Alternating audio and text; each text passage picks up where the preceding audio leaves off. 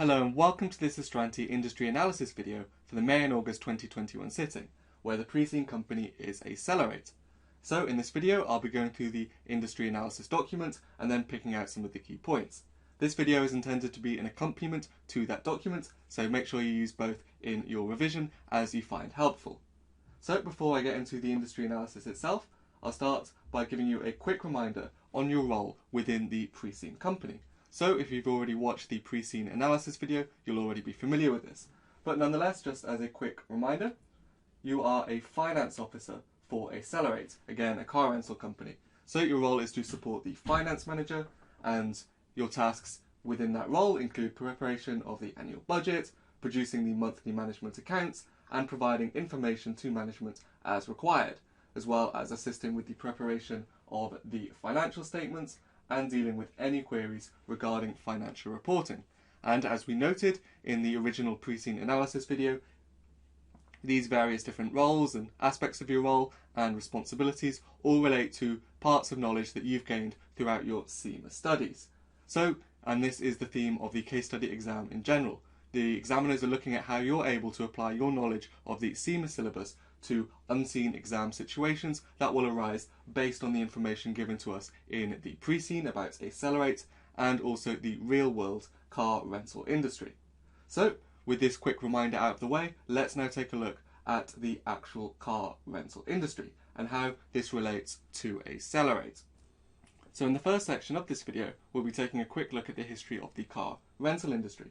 So just to introduce this section, car ownership has risen dramatically around the world, but so too has car rental.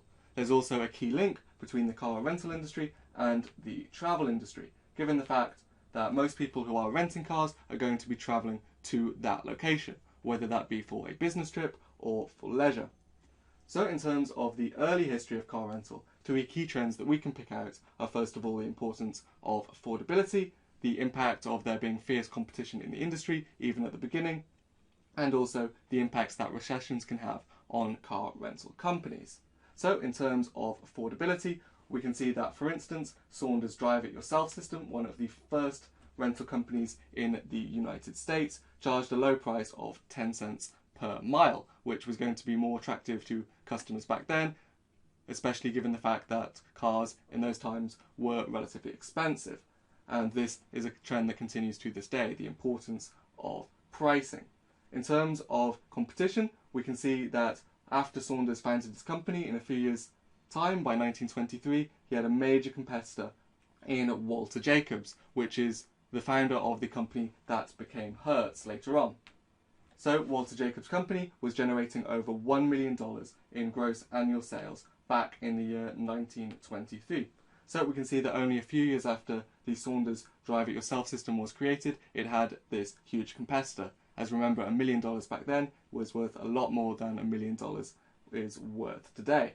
Lastly, in terms of the impact of the recession, we can see that even though things seemed to be booming in 1923, by the 1930s, Joe Saunders himself went bankrupt. And the reason for this was the Great Depression in the United States. So obviously in the Great Depression, people aren't going to be wanting to rent cars because of that significant fall in their disposable income. So since car rental companies started to pop up in the early 20th century, we can see that these three trends were things that began almost immediately and to some extent still persist to this day: affordability, fierce competition, and the impact of recessions. So moving on to the next period, in terms of the history of car rentals, we have air travel and post-World War II growth. So three key trends we can pick out from this section are the importance of proximity to travel hubs, the rise of large car rental companies, again persisting from the last period in the car rental industry history, and then also the importance of people's disposable income. So in terms of proximity to travel hubs, we can see that after World War II, demand for travel, particularly air and railway travel, began to rise. And because car rental companies began to market these services to these travellers, this meant that the importance of being located close to a travel hub was going to be on the rise. For instance, in 1946, Avis Airlines rent-a-car system was founded at the Willow Run Airport in Detroit. So this company was specifically marketing itself towards airline travellers and went on to see significant success as a consequence, and other companies followed suit by working with railway operators. So where there are travellers, it seems there's going to be demand for car rentals. Additionally, people's disposable income rose in many countries around the world, and this did lead to car rentals becoming more commonplace. Particularly if people are going to be travelling for leisure purposes, then if they've got more money to spend, then they're more likely to spend this money on things that will make their holiday more convenient, such as a rental car. Additionally, because people's income rose, more demand for rental cars, this also resulted in more competition. And in fact, competition meant that 24 US-based independent car retailers all banded together to form the National Car Rental System in 1947. So here we can see a merger or a partnership, whatever you might want to call it, but the idea is that these independent companies, individually as small organisations, didn't feel that they could compete effectively in the market, but by banding together to form a large company, then they could feel that they could continue to survive in the industry. So this indicates the importance of large companies, as we'll see in more detail later on in the car rental industry. We can also see the importance of relationships between car rental companies and car manufacturers. And in fact, large car manufacturers such as Ford sought to enter the market by acquiring controlling interest in larger car rental companies. So the broader point here is, again, that of course, as car rental companies are going to be having a large fleet of cars in order to rent, this means that the car manufacturers that they work with in whatever capacity are going to be very important to them. Car manufacturers clearly have noted this importance, and some, such as Ford, even went so far as to want to get into the car rental industry themselves, alongside their manufacturing operations. Now we can see that competition in the industry remained high in the 1980s, and during that time, companies sought to compete by offering lower prices and discounts and similar deals. So again, pricing a key factor for competitiveness. So remember this 10 cents a mile price? Well, this hadn't changed too much by the 1980s. People love a good deal, and this is true throughout history. So the pricing of car rentals became a key factor when companies were trying to remain competitive. In terms of recent developments, some key points are, first of all, the importance of the air travel industry. So air travel is, of course, being very popular. So if there's anything that could affect the popularity of that industry or make people less inclined to travel by flight, then this will have an impact on the car rental companies. Additionally, another key point is that the United States and Europe are the largest markets. So between Europe and the United States, this is the majority of the car rental markets worldwide. And lastly, there is projected continued growth in the industry.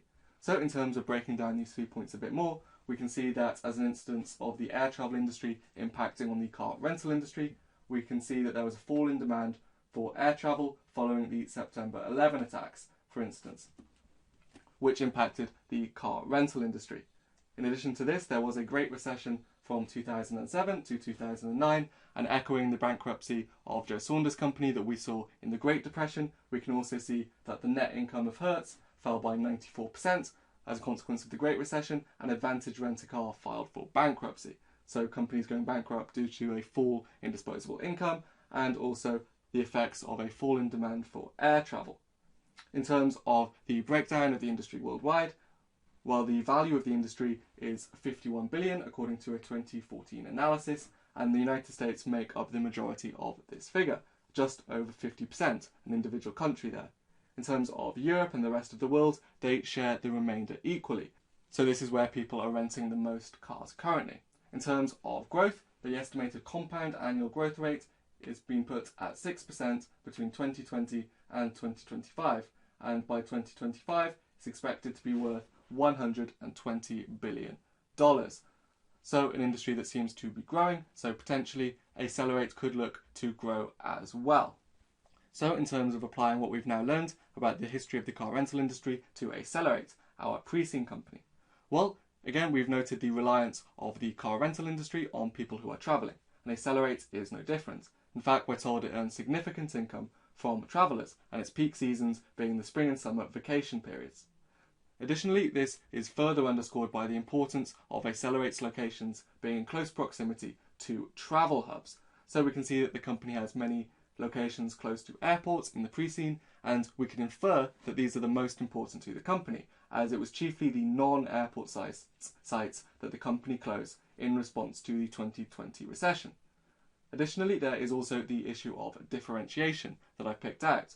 So what I mean by this is that even though we've noted the importance of price as a factor in terms of being competitive in the industry, actually Acellerate charges high rental fees. So in order to justify these high rental fees, it has to mark itself out from its competitors. And it does this by targeting business and premium travel. And it also provides excellent customer service. So it's vital that it continues to actually distinguish itself from the competition in this way by ensuring that it is indeed a premium service and it does indeed provide excellent customer service to continue to justify these high rental fees. Another key issue that applies to Acellerate and also to the history of the rental industry in general is that of recessions. So we're told in the pre-scene that there was a global recession in 2020. So circumstances like this mean that people are going to travel less and demand is going to fall. So we were told that Acellerate closed many of its locations during 2020, which enabled it to survive what we're told was the worst impacts of the recession.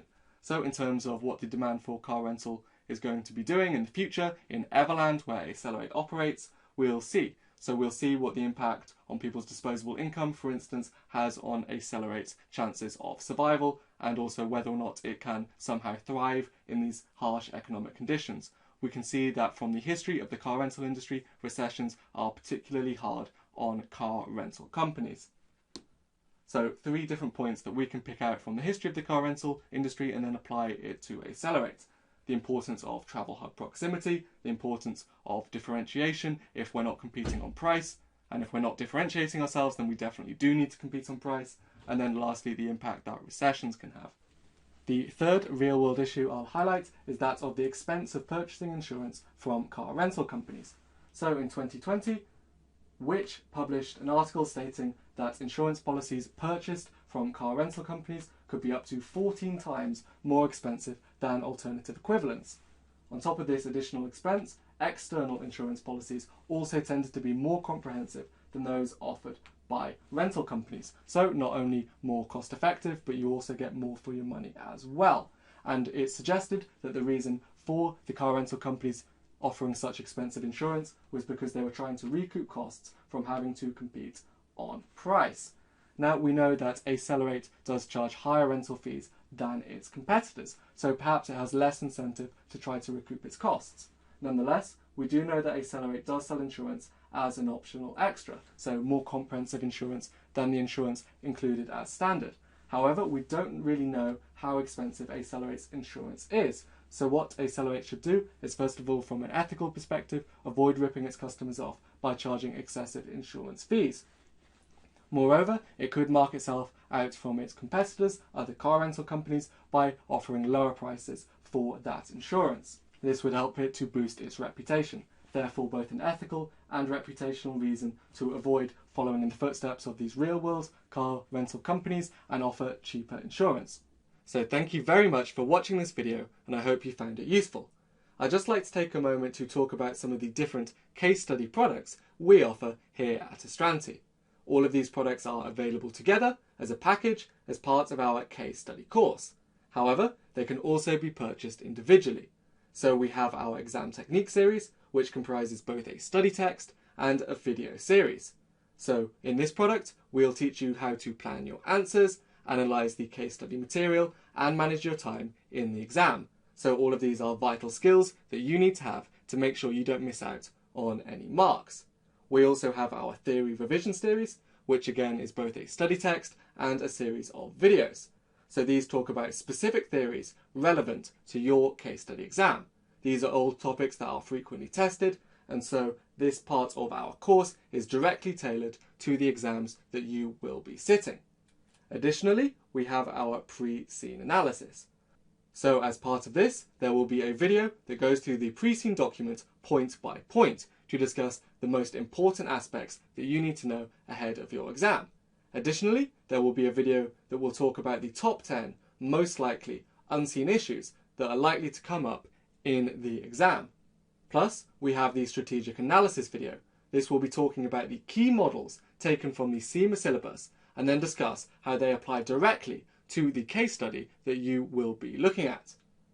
We also have our industry analysis, a comprehensive document that looks at the different aspects of the real-world industry that the case study company operates within. So this will give you everything from an overview of the history of the industry to any issues relating to corporate social responsibility and protecting the environment, analysis of real-world competitors to the case study company, and overall trends in that industry.